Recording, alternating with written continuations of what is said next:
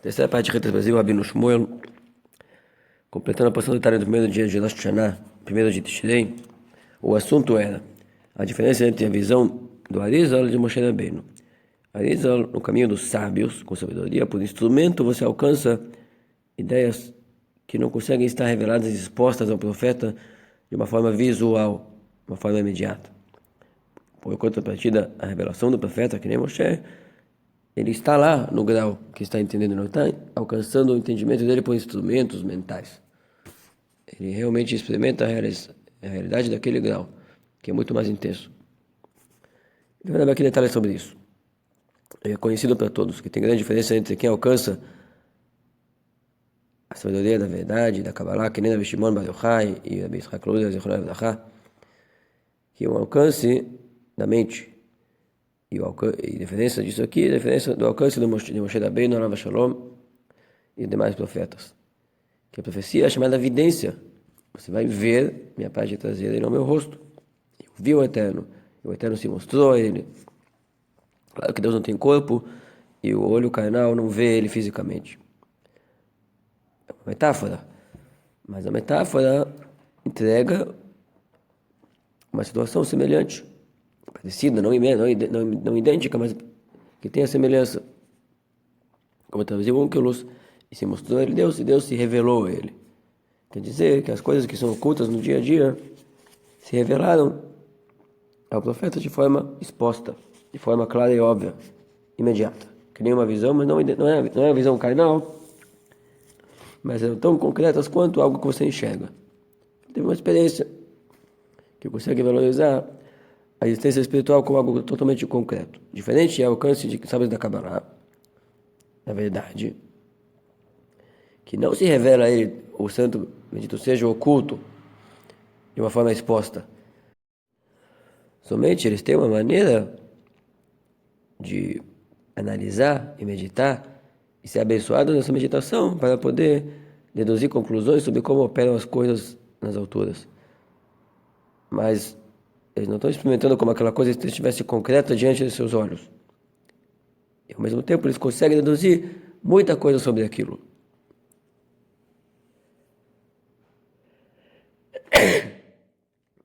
Sem ver.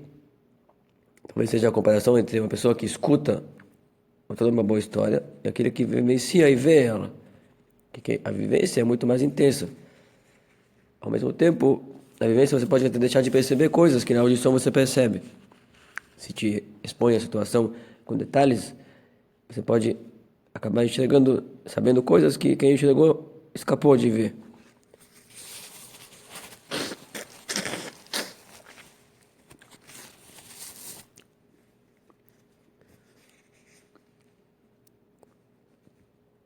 E também você pode escutar coisas sobre outras épocas onde você não viveu, outros locais onde você não está. A visão é só onde você vive e onde você está. Então são os dois caminhos de alcançar uma experiência, de saber como é a realidade do mundo. Por isso falar aos sábios que o sábio tem uma qualidade maior do que o profeta vidente. Sua sabedoria alcança graus que jamais se revelariam para profetas, de forma visual, concreta.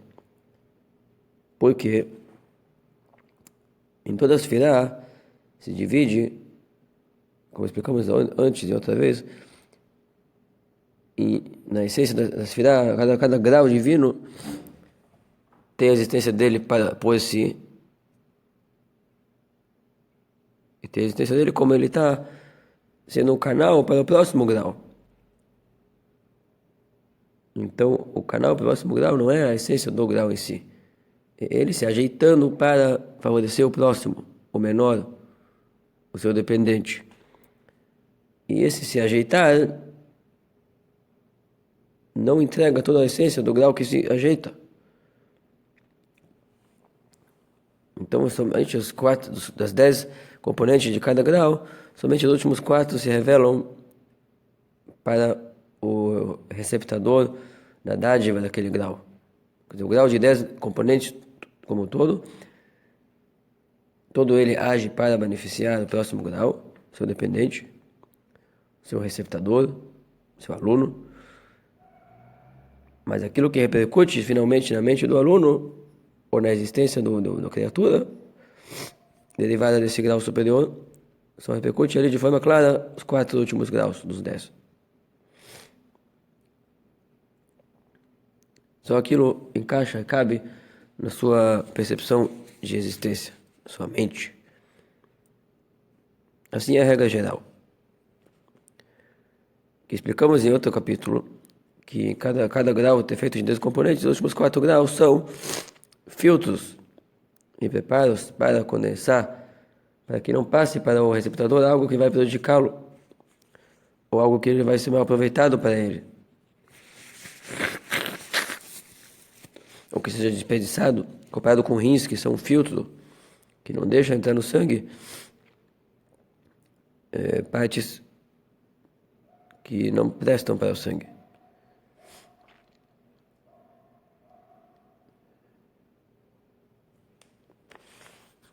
Da mesma forma, em todos os graus, e particularmente no mundo da emanação, que é o grau onde iremos deliberar sobre ele muito nos próximos dias, o grau último que está agindo em nome de Deus, antes que a energia vai sentir-se criatura já, e vai esquecer que ela é parte de Deus.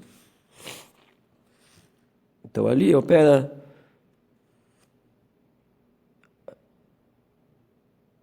o efeito que se revela ao profeta. O máximo que ele pode alcançar é os últimos 4 graus do mundo da emanação, dependendo do seu poder de profecia. Então, o que está revelado de forma visual, de forma concreta, total para o profeta, é Netzach, Hod, Yesod e Malchut, de algum grau. Moshe alcançaria do mundo da emanação, que é um grau mais alto, que pode ser alcançado em forma visual.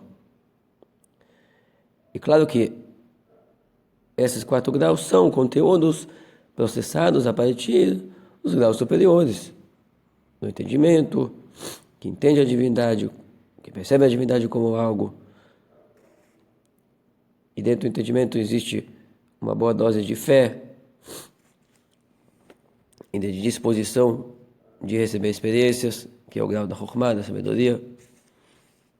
Que a Chokhmah representa a disposição inicial de operar com experiências.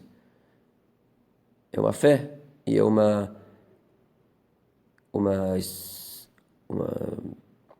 expectativa para que venha a experiência. Então, uma fé que haverá experiência, uma expectativa que ela vai acontecer. Depois vem entendimentos detalhados. E tudo isso está de forma implícita na visão do profeta. Mas aquilo que ele enxerga realmente de forma imediata, o que ele realmente sentiu, não as coisas implícitas. Elas estão ali de forma oculta, em segundo plano. No plano superficial estão os últimos 4 graus. É isso que o profeta pode visualizar e não mais.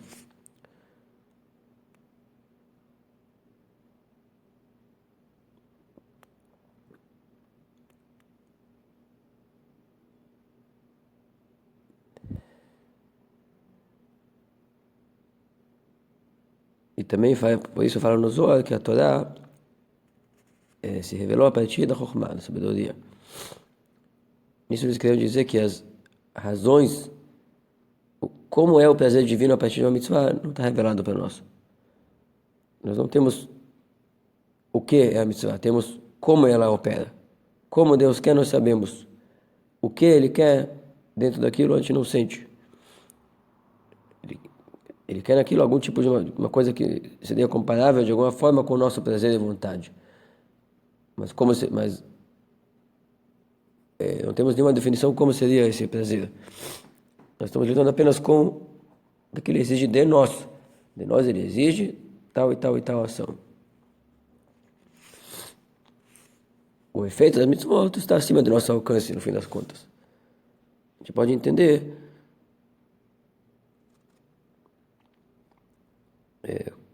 onde uma mitzvah situa-se em relação a outra, onde um efeito situa-se em relação aos outros, até o grau onde não tem alcance, que é o grau de sabedoria de Atzilut, e não mais.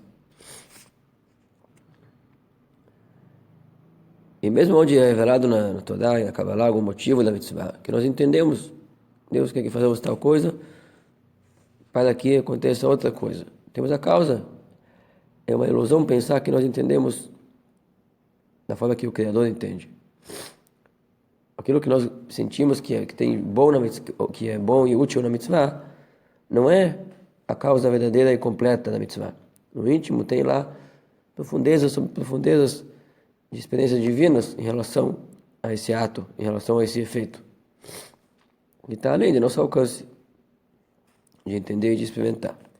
E assim, cada palavra que saiu da boca do Eterno, pelos profetas escritos nos 24 livros sagrados, queira quando Deus chama a atenção, queira quando está ali histórias de como foi a criação, de como foi as situações descritas ali na Torá, nessas histórias ou reprimendas está incluso uma sabedoria divina além de nosso alcance. Tanto é que tem às vezes palavras escritas com alterações gramaticais e não tem nenhuma explicação lógica por quê.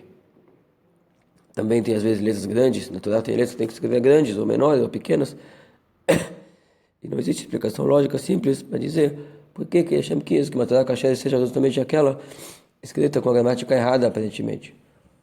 Onde de forma inexplicável tem aqui ali letra maior ou letra menor do tamanho normal na pauta das linhas.